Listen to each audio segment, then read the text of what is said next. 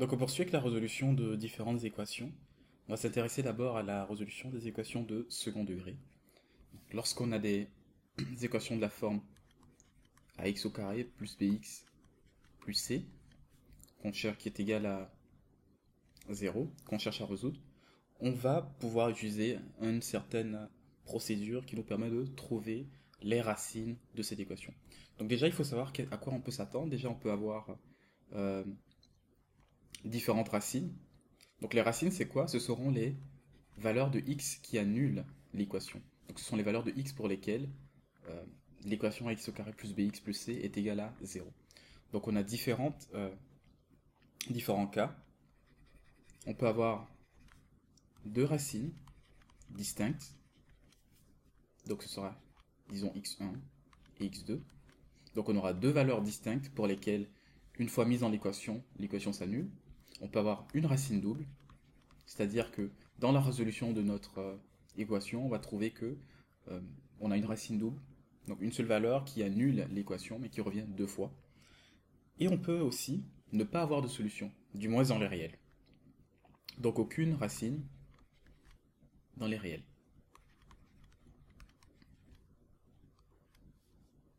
Qu'une racine réelle.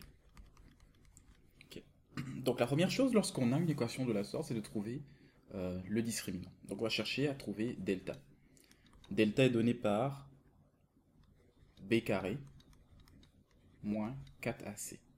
Donc on cherche delta, et là il y a différentes choses qui peuvent se passer. On peut avoir soit un delta qui est supérieur à 0, soit on peut se retrouver avec un delta qui est égal à 0, ou soit on peut se retrouver encore avec un delta qui est inférieur à 0.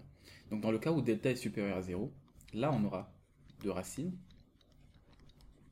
Dans le cas où delta est égal à 0, on aura une racine double. Et vous l'aurez compris, si delta est inférieur à 0, on n'a aucune racine. Aucune racine réelle. Donc je précise toujours réel parce que pour ceux qui s'y connaissent un peu, qui connaissent un peu toute la théorie qui est derrière les nombres complexes, vous voyez que effectivement, on peut, en dehors des réels, trouver quelques racines. Mais ici, dans notre cas, on n'aura aucune racine. Ok. Donc on va résoudre un exemple. Donc on prend pour exemple l'équation 2x au carré plus 6x moins 8 qui est égal à 0. Et on va chercher à trouver les racines de cette équation. Donc, on va déjà faire les étapes qu'on a présentées. On va chercher d'abord le delta. Donc on a delta qui est égal à b carré moins 4ac. Donc ici notre b carré c'est 6 au carré. Moins 4 facteur de 2. Facteur de c. Il faut bien préciser ici que c'est très important d'inclure le moins. Okay, donc c'est fois moins 8. Donc on obtient ici 36. Ici on a moins 4 fois 2, ça nous donne moins 8. Moins 8 fois moins 8, ça donne 64. Donc 36 plus 64. On obtient 100. Ça veut dire que delta est supérieur à 0. Et là on peut conclure d'office qu'on a deux racines distinctes. Okay. Donc la deuxième étape, lorsqu'on a trouvé la valeur de notre delta, c'est maintenant de trouver ses racines. Donc pour trouver ses racines, il faut d'abord calculer la racine de delta. Et on aura que x1 est égal à moins b plus racine de delta sur 2a. Et x2 est égal à moins b moins racine de delta sur 2a. Dans le cas où on a une seule racine, une racine double, on a besoin d'utiliser cette formule-là. Okay. Qu'est-ce qui se passe? C'est que le delta est nul dans le cas où on a une racine double, donc racine de delta devient 0. Donc on aura tout simplement x qui est égal à moins b sur 2a. Et dans le cas où delta est inférieur à 0, ben là on n'a pas du tout de racine. Donc ici, on va chercher nos deux racines. On aura x1 qui est égal à moins b, donc ça va nous donner moins 6, plus la racine de delta. Notre delta est égal à 100, donc la racine de 100 c'est 10. Donc on aura moins 6 plus 10 sur 2 fois 2. Et pour la racine x2, on aura moins 6, moins 10, divisé par 2 fois 2. Là, on voit ici qu'on obtient moins 6 plus 10 qui nous donne 4. Donc on a 4 sur 4. Ça nous donne 1. Donc la première racine x1 est égale à 1. Je vais l'écrire ici. Et ici on a x2 qui est égal à moins 16 sur 4. Et ça nous donne moins 4. Donc la deuxième racine x2 est égale à moins 4. On peut être amené également à résoudre des systèmes d'équations. Qu'est-ce que ça veut dire? C'est-à-dire qu'on peut chercher à résoudre une équation en considérant trouver les valeurs d'une certaine variable en considérant un nombre donné d'équations. On peut en avoir 2, 3 et encore plus. Donc une certaine propriété à se rappeler, c'est que lorsqu'on a les systèmes d'équations,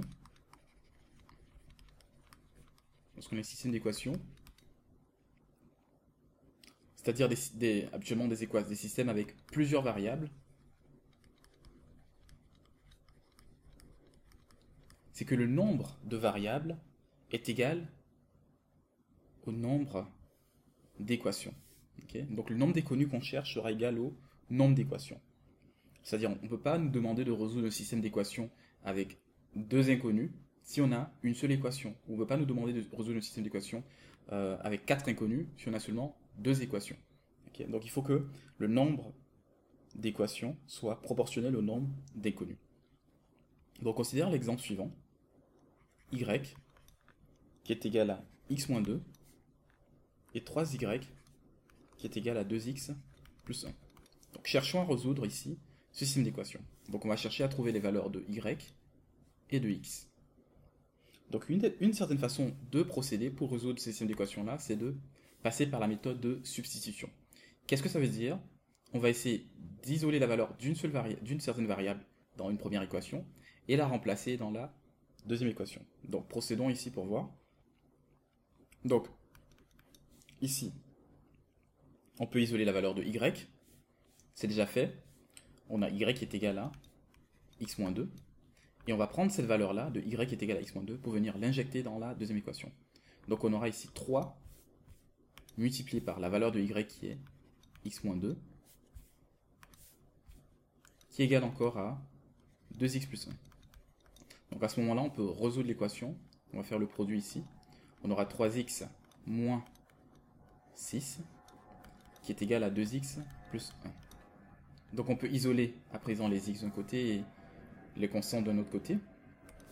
On se retrouve ici avec 3x moins 2x, je ramène ça de l'autre côté, qui est égal encore à 1 plus 6. Voilà. Donc maintenant je peux faire cette soustraction. On obtient x qui est égal à 7.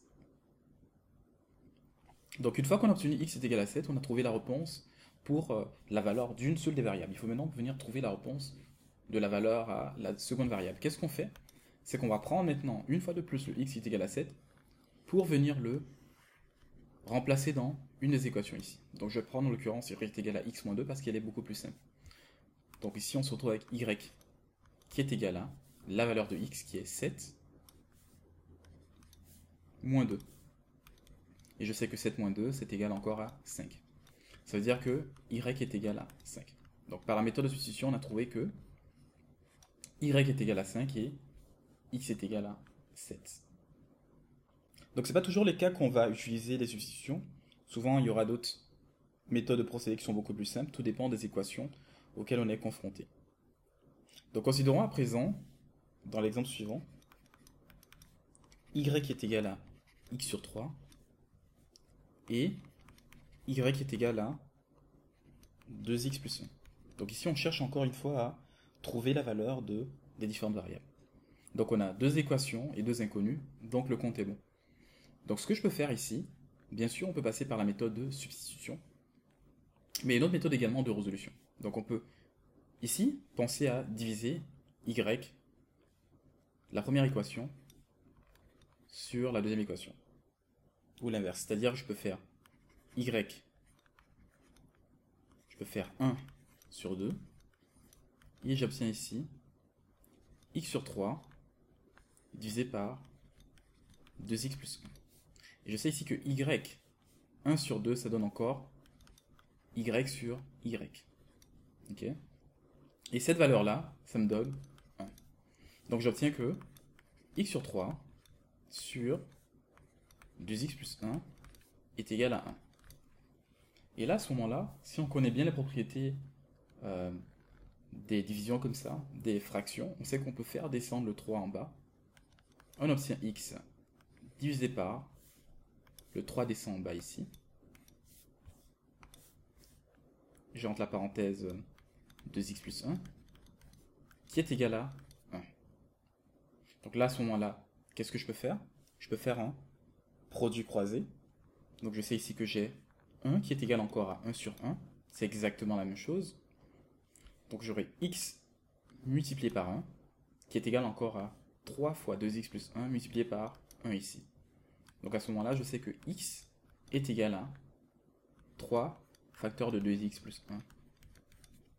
Je peux développer maintenant cette expression et j'obtiens que x est égal à 6x plus 3. Et là, on peut ramener maintenant cette expression-là de l'autre côté ou faire passer cette expression-là de ce côté-là, ce que je trouve beaucoup plus simple. Donc, je peux faire soustraire un x ici et le ramener de l'autre côté. J'obtiens 6x moins x. Le 3 également, je le ramène de l'autre côté en faisant une soustraction ici de 3. Et ici également, j'ajoute moins 3. Et je me retrouve ici avec un moins 3. Donc, on a au final ici que 5x est égal à moins 3. Et on peut en conclure que x est égal à moins 3 sur 5. Une fois qu'on a la valeur de x, on peut tout simplement trouver la valeur de y, parce qu'on sait que y est égal à x sur 3. Donc, ça veut dire en substitution, on a y qui est égal encore à moins 3 sur 5 divisé par 3. Et là, une fois encore avec les propriétés des quotients, ça nous donne moins 3. Le 5 descend ici, divisé par 5 fois 3. Et ici, je vois que 3 et 3 se simplifient. Et j'obtiens 1 moins 1 sur 5. Donc la réponse ici à la valeur de y est moins 1 cinquième. Et x est égal à moins 3 cinquièmes.